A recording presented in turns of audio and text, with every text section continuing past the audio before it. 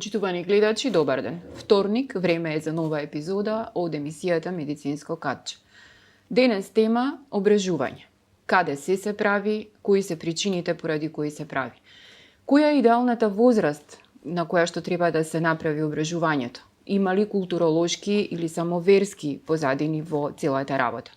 Утрово на оваа тема зборуваме со доктор Златко Алексовски, детски хирург од приватната болница Аџибадем Систина. Докторе, добар ден. Добар ден. Ја најавивме темата, најпрво околу самиот оперативен зафат, што е обрежување и кога е најдобро да се направи. Па вака, обрежување или циркумцизија, по-професионално кажано, е всушност ексцизија или отстранување на делот од кожата на пенисот, тоест на препуциумот, отстранување на препуциумот и негово, тоест оголување на глансот на пенисот. Така. Тоа е процедура која што така е порутинска, тоест кратка процедура која што трае не многу долго. У принцип, кај нас се изведува со анестезија, или да биде безболна, да биде без трауми по детето и трае од прилика едно комплетно со анестезија околу пола сат до 40 минути. Околу возраста, кога е најдобро да се направи? Дали доколку детето е помало и вие оперирате пациенти, бидејќи сте детски хирург, до 18 години? Па вака, околу возраста, идеална возраст е некаде после околу година дена, пред година, околу година дена, па понатаму независно кога ќе се појави проблемот. Околу година дена доколку се работи за така културолошка, тоест религиозно обрежување, но доколку се работи за медицински индицирана циркумцизија, тогаш од прилика тоа е по одмината возраст, некаде 6-7 годишна возраст, кога проблемот ќе стане видлив. Затоа што до 3 годишна возраст се смета за физиолошка нормална фимоза, така, вродена нормална фимоза. Во кои случаи обрежувањето е медицински неопходно? Медицински неопходно обрежување е во случаи кога нема можност за повлекување на кожичката, тоест на врвот на кожичката на пенисот, тоест на препуциумот се создава фиброзен цикатрициелен прстен и нема можност за комплетно повлекување, тоест соголување на глансот на пенисот. Што би предизвикало тоа? Таа неможност за соголување на препуциумот, тоест на одлепување од глансот на пенисот, може да предизвика инфекции, може да предизвика болки, нелагодност и отежнато нормално функционирање. Во тие случаеви се препорачува обрежување, тоест циркумцизија, која што е медицински индицирана. Тоа е обично кај деца после 3 годишна возраст, кога се случува така? Обично после 3 годишна возраст може да се постави таа диагноза дека има всушност проблем, тоест нели има цикатрициелна фимоза. До 3 годишна возраст, како што рековме, е физиолошка и таа е нормална. Кај сите машки деца најчесто е врвот на препуциумот е стеснет, тоест имаме тесен врв на препуциум кој што нема потреба да се дилатира, тоест да се соголува. Доктор, ајде малку попластично да објасниме за самиот тек на операцијата. Обично мајката е таа која што се грижи за детето. Таа е таа која што треба, нели, да им објасниме на младите мајки што се треба да направат кога имаат машко дете и кога е вистинскиот момент да треба да се консултира детски хирург. Вака, значи најчесто прв веќе во родилиште се советуваат мајките дека треба постојано, најчесто тоа е погрешно тврдење, тоа е погрешно мислење дека со самото раѓање треба да се отвара кожичката на пенисот. Тоа е погрешно, тотално погрешно, така да во принцип единствено хигиената треба да биде запазена, посебно во таа доенечка возраст или пеленска возраст, кога бебињата се во пелени. Тогаш може да настанат многу почесто инфекции, кои што инфекции би предизвикале, тоест би провоцирале да биде консултиран детски хирург. Најчесто, нели, детски хирург, прво педијатар, па потоа детски хирург. Хигиена, најнормална хигиена, така, во као секое нормално дете, мислам, нема никаква посебна хигиена, нема потреба. Например, педиатрите ги советуваат мајките да го отворат корито па да го мијат, не знам, некаква хигиена на глансот, тоа е непотребно, буквално нема никаква индикација за тоа. Сега, доколку настане некаква инфекција, тоа се, например, баланити и баланопостити, тоа е инфекција на глансот, инфекција на препуциумот, тогаш у таа ситуација треба да се консултира детски хирург, кој што ќе се ординира одредена терапија, најчесто антибиотска, и под значи хирургот ќе направи отварање, тоест дилатација на препуциумот, контролирана, се со цел да не се наруши тој прстен, да не се распука, кој понатаму би предизвикал формирање на фиброза, која што се формира, понатаму се формира цикатрiciјална фимоза. За самиот тек на операцијата рековме дека интервенцијата е многу кратка, меѓутоа периодот на опоравување кај детето, нели, и кај тинејџерот, доколку не се среди ова во детска возраст, колку време поминува во болница, колку е постоперативно, дали треба нешто посебно додека е кога ќе биде во болница и после тоа какви лекови се користат и во тој дел малку да ги едуцираме родителите. Значи вака, во однос на самата процедура, значи во нашата установа најчесто тоа е еднодневна или same day surgery, истиот ден, значи детето се прима до некој одреден период, претходно договорен, најчесто во утринските часови, се прави соодветна подготовка. Така. Со тотална анестезија е ова. Најчесто тоа е одлука на анестезиологот со некаква потенцирана анестезија. Си имаат, нели, тие начини. Како битно, детето е многу битно да не чувствува болка. Так. Значи, детето е прегледано од анестезиолог. Понатаму после тоа во операциона сала се изведува самата интервенција која не трае повеќе од 15-20 минути. Потоа после нели нормално будење и кога детето ќе излезе од анестезија од операциона сала, од прилика се обсервира 2-3 часа и се пушта на домашно лекување. Понатаму се прават уште една до две контроли и тоа е тоа.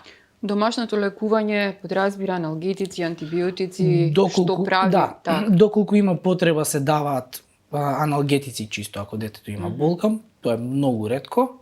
Може локално се аплицира локален антибиотик и у принцип хигиена. Хигиената е пред се првенствена и е најбитна во постоперативниот третман. Во последно време многу од вашите колеги иницираат да не се користат оние мокри влажни марамици, бидејќи спомнавте дека хигиената е пред се посебно кај деца што се доенчиња, односно кои што користат пелени.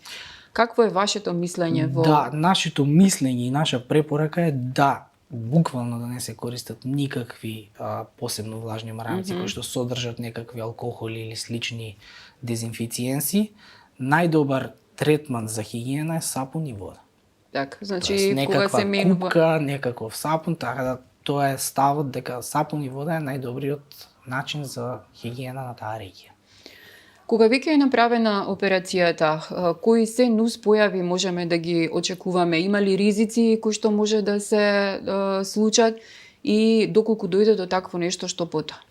Па вака, значи многу често такви тие постоперативни компликации да можат да се случат и тие се во многу мал процент, но сепак се очекувани кај некои пациенти. Тоа се, например, може да настане инфекција на местото на операција, тоест на местото каде што е изведена интервенцијата. Таа е така почеста компликација, исто така може и во многу мал процент може да настане некакво краварење кое што е минимално и тоа спонтано си поминува. Така до принцип не се некои големи компликации кои што можат да дадат некаков проблем постоперативен. Детето се опоравува, предпоставувам за 5-6 дена. Детето комплетно да веќе третиот, четвртиот ден, веќе 5 дена е нормално без никакви буквално како ништо да не е правено. Има ли разлика кај ображувањето кај возрастни и кај деца и кога ображување е потребно кај возрастни пациенти? Најчесто кај возрастни пациенти ображувањето е поради медицински проблем. Значи тогаш е индицирано ображување поради сериозен медицински проблем. Тој проблем е формирање на таква лузнаста промена, цикатрiciјална фимоза, кој што му го невозможува нормалниот живот на машката единка, понатаму живот. Тогаш се индицира обрежување. Поради што се појавува? Се појавуваат многу причини, мислам од многу причини. Не најчесто поради микротрауми кои што настануваат на кожата, може да се појави од инфекции, чести инфекции или од некакви сексуално преносливи болести, да се создадат лузнести промени на препуциумот, тоест на нормалната кожа. Така. Кога сме веќе кај религиозните размислувања, кај нас некако обрежувањето е поврзано со јудеизмот и со муслиманизмот. Имате долгогодишно искуство пациенти кои што не се припадници на ниту една религиска заедница, а имаат потреба од обрежување? Па најчесто од нашево искуство е дека освен религиозните циркумцизии, другиот тип на циркумцизии кои што се изведува кај нас е највеќе медицински индициран. А во последно време, последниве години, последниве ставови се дека не е ништо страшно и нерелигиозно или немедицински, чисто нормално обрежување, затоа што е докажано дека најголем преносител, тоест на сексуално преносливи болести е мажот, посебно необрежаните лица. Али тоа се индивидуални ставови и тие така, ние не ги одлучуваме. Единствено побарање на пациентот. Така.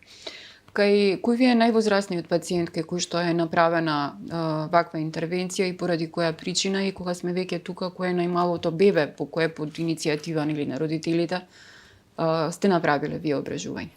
За највозрастен пациент, сега ние сме детска возраст, нели така, до 18 годишна возраст, ја колку што знам, последно кај нас некаде 70-75 годишна возраст, медицински индицирана циркумцизија во нашата установа, а најмало бебе, јас што имам видено, е 7 дена старо бебе. Религиозно, индицирана циркумцизија, 7 дена. Така. Доктора, еве една препорака до родителите.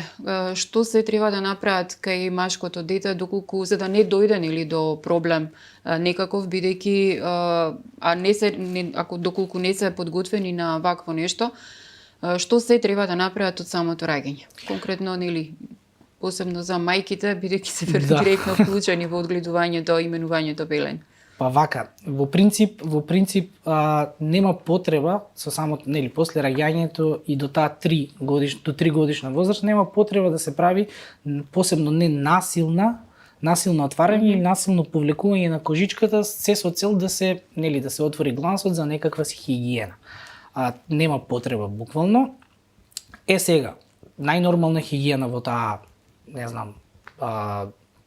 доајнечка возраст, како и цело тело што се, цела нормална хигиена, со тоа што доколку има проблем, например некаква инфекција или слично, тогаш тие би требало да се обратат на педијатар или на детски хирург. Па понатаму ние би процениле што и како понатаму. Има ли стигма посебно кај тинејџерите кога станува збор за обрежување?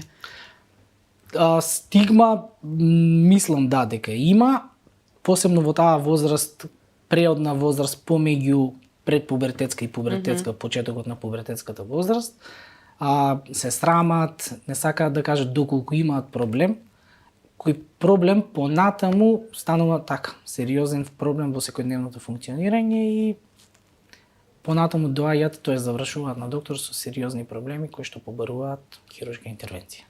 Се зголемува ли бројот на обрежувања со текот на годините? Да, се зголемува бројот на обрежувања. Тоест, не знам точна бројка, но имам така чувство дека е зголемен бројот на обрежувања. Зборуваме за религиозни или како резултат на медицински проблеми?